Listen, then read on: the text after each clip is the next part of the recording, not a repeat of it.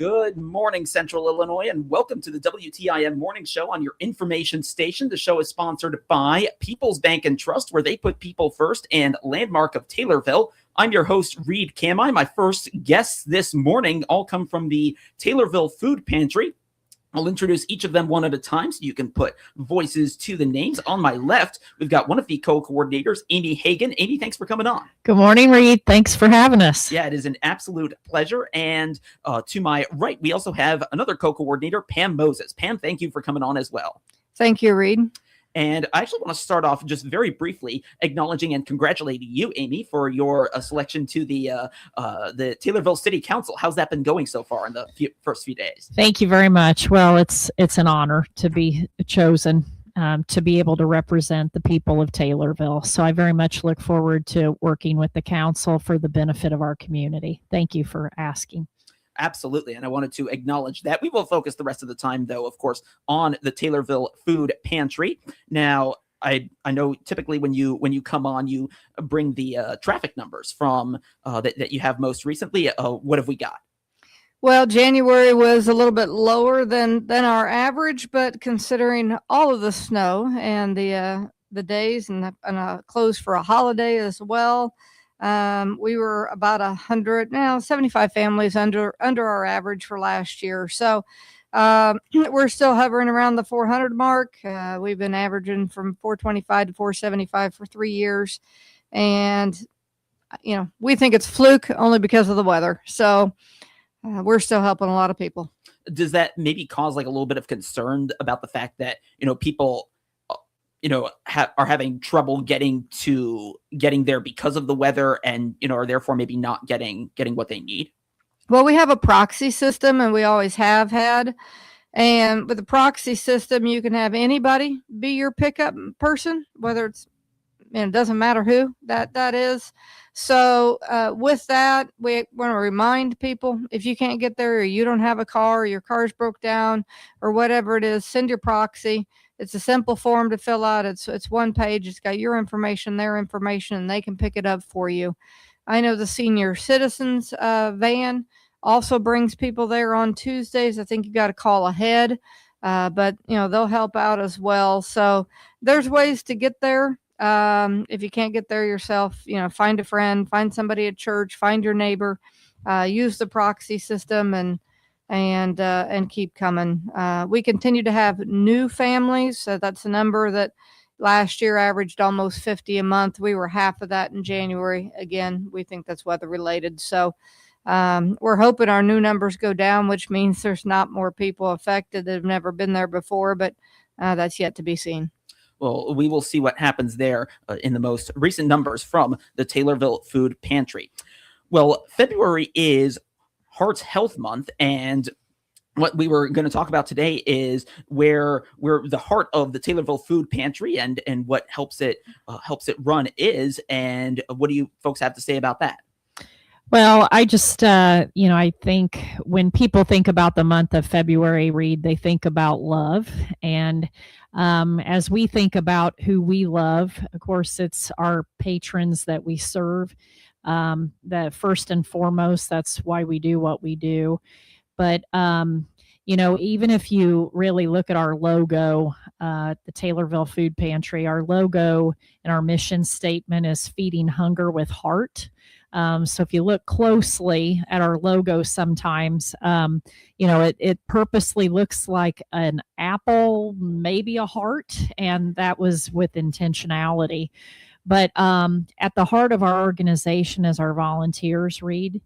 And quite honestly, we couldn't do what we do without them. Pam and I are only two people, and we recognize the fact that the Taylorville Food Pantry is a community service organization, a critical service provider in our community.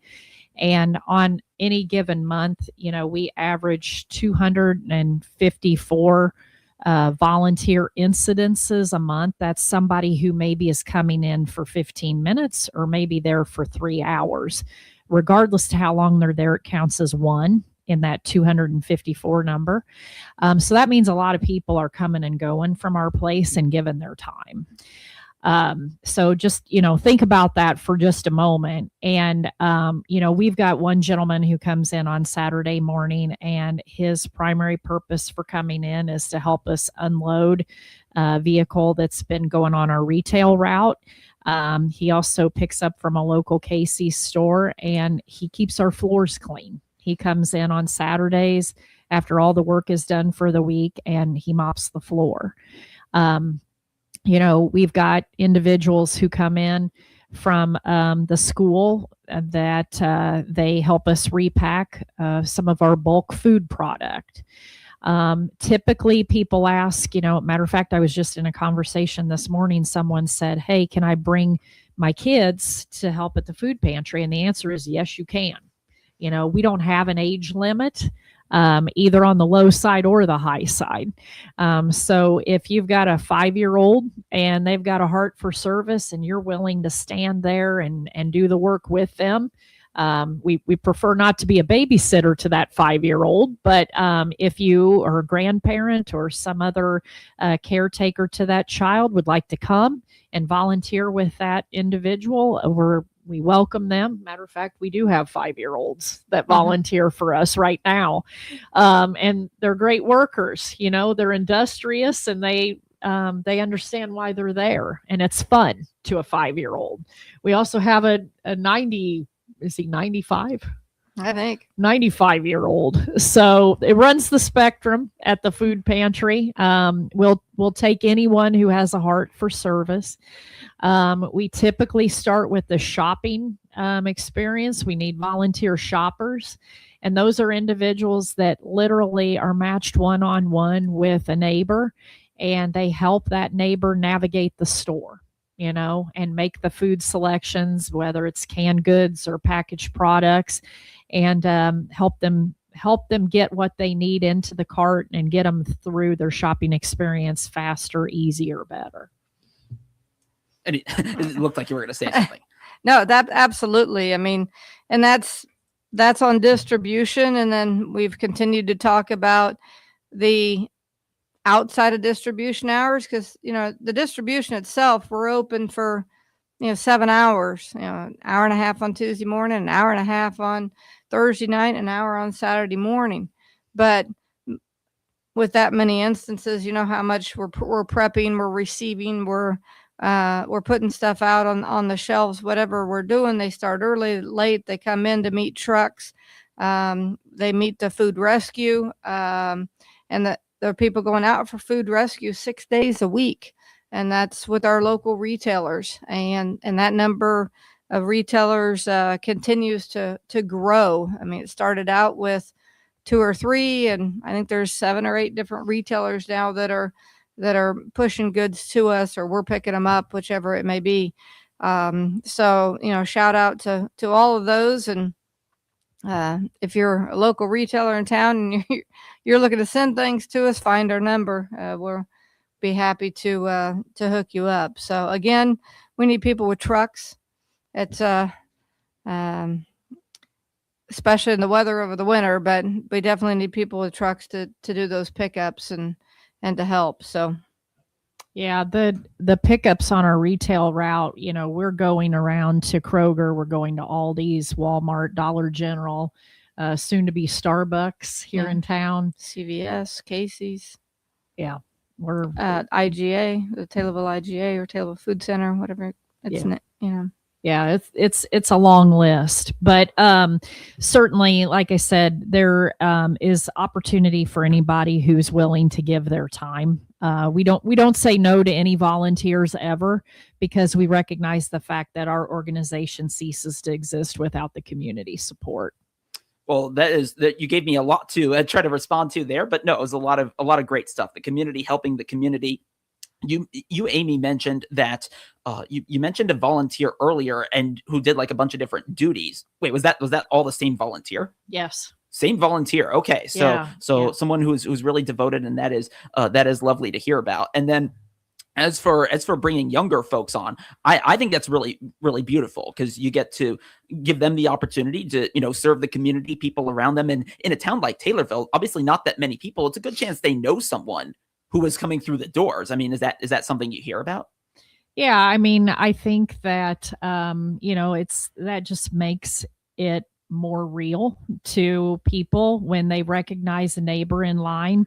At the end of the day, we're all just here walking around planet Earth trying to do our best every day, right? And so we don't make any I guess, judgments or make any determinations about someone. We are a need based pantry, which means that in order to utilize our services, you have to meet certain income guidelines, which happen to be currently, according to the state of Illinois, 300% of the federal poverty level. So as long as your income does not exceed 300% of the federal poverty level based upon the size of your household, you're welcome to come in and utilize our food pantry at any time. That's a pretty big swath of our community, quite honestly, that in essence is eligible to receive services from our facility. But yeah, we don't make any distinctions between age. We have a number of high school students, many of whom have given multiple years of service to our organization. We're about to see them off to graduation one day here soon. But junior high kids, elementary kids, middle-aged, retired, fully employed, we seem to attract a real cross section, and it's a wonderful thing. It certainly is, and that is Amy Hagan telling us all about the volunteers. We've had Pam Moses as well talking a little bit earlier here about the Taylorville Food Pantry. I do want to take a quick break, and then when we come back, we'll talk about how you folks are being heart healthy in February, this Heart Health Month, and we'll talk about that and much more in what remains here in this interview here on the WTIM Morning Show on your information station. Your information station, WTIM. When it comes to connecting with America's farmers and ranchers, nothing beats the authentic voice of Ag Radio. Farm broadcasters have been the voice of rural America since 1944, building trusted relationships with agricultural producers across generations. Today, the network of over 140 Ag radio stations reaches farmers and ranchers during their most productive hours when they're actively working their operations and making business decisions. What makes Ag Radio uniquely effective? Farmers listen to farm broadcasters for information that directly impacts their livelihood. When your message is delivered alongside crucial weather updates, market reports, and agricultural news, it receives the same attention and credibility. Farm Radio Connects offers agricultural advertisers targeted access to this engaged audience through professionals who understand both broadcasting and agriculture. According to the National Association of Farm Broadcasting, 78% of farmers consider information from farm broadcasters highly trustworthy. When you need to reach rural America effectively, choose the voices they already trust. Visit IllinoisFarmRadio.com and discover how Ag Radio can elevate your agricultural marketing strategy. Hello, I'm Will Perkins, the new owner of Taylorville Home Stores. I'm committed to continuing the local service you've always counted on, along with the same great flooring options, kitchen cabinets, shower systems, and design expertise that Taylorville Home Stores is known for. Stop by 1316 East Park, online at TaylorvilleHomestores.com, or via phone at 217-824-6121. Taylorville Home Stores, your one-source local design center.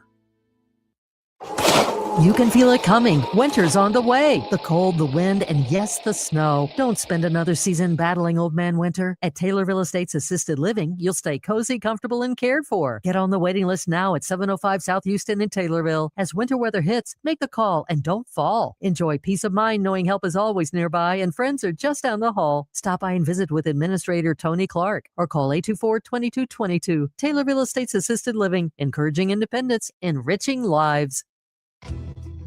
This is Bill Pinkston, General Sales Manager at Landmark of Taylorville. I would like to personally thank all of our customers for their support in 2025. To celebrate 2026, all of our new Chevy, Buick, and GMCs in stock will have additional Landmark New Year's bonus cash. Financing or have a trade-in, we will give you additional discounts. Plus, with over 350 pre-owned vehicles in our family dealerships and our lifetime powertrain warranty, why would you buy anywhere else? Check out our inventory at landmarkoftaylorville.com. And remember, you always do better at Landmark. Hi, I'm Mark Sanders, and I'm your longtime host, interviewing Shelbyville and Shelby County community and business leaders every week. For some 10 years, WTIM, your information station, has originated its Friday morning show live from our downtown Shelbyville studios. Tune in on AM or FM or online every Friday from 8:40 to 10, brought to you by these great sponsors. Family Drug, the Villas of Hollybrook, Shelbyville Manor, and Corner Copy sponsor the WTIM Shelbyville Morning Show.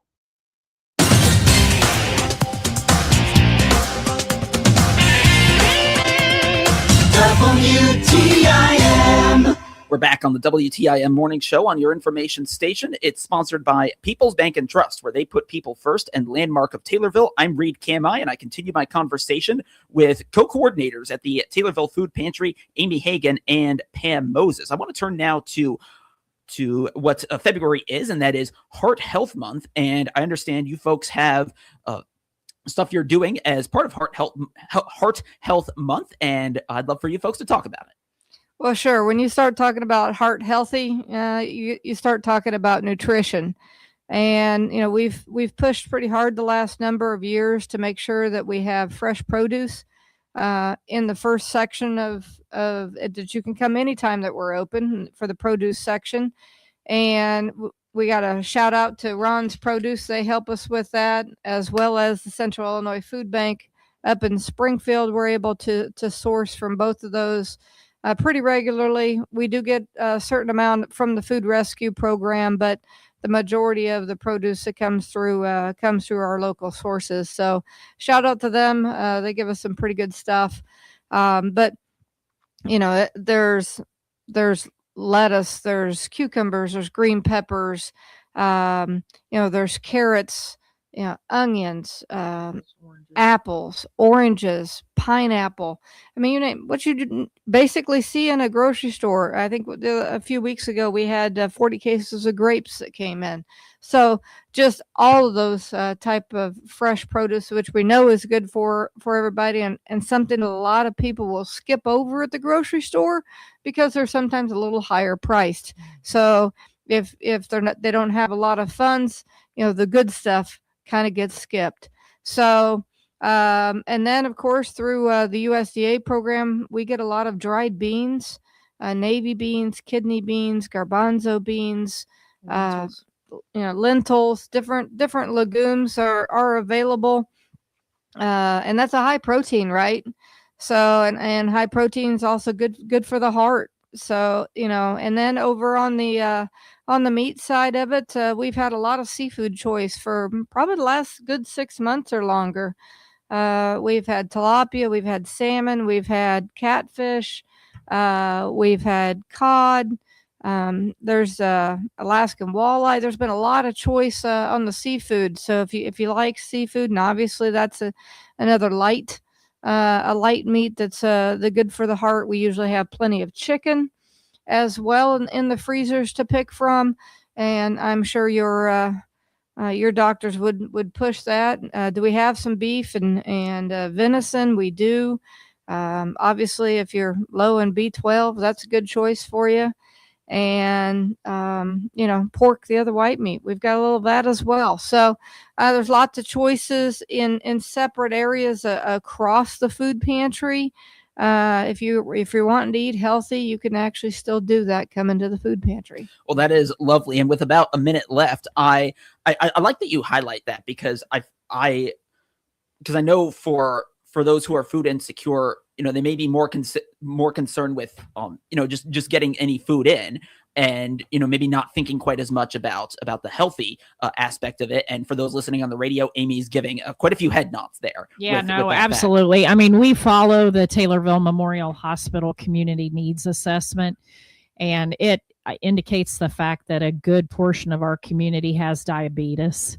And so the fact that we have options within the food pantry system that are consistent with a heart healthy diet, to Pam's point, we've got the bad stuff too. Don't get me wrong. You can get a ding dong or a Hostess snack cake, but you can also eat nutritiously as well. And I think that that's an important headline to know, that just because you're food insecure doesn't mean that you have choices available to you that aren't great. Well, So, Amy and Pam, we have to wrap it there. Thank you. Thank you. thank you. The Big 870 WTIM Assumption Taylorville. 96.1 FM Taylorville. 107.5 FM Shelbyville. 107.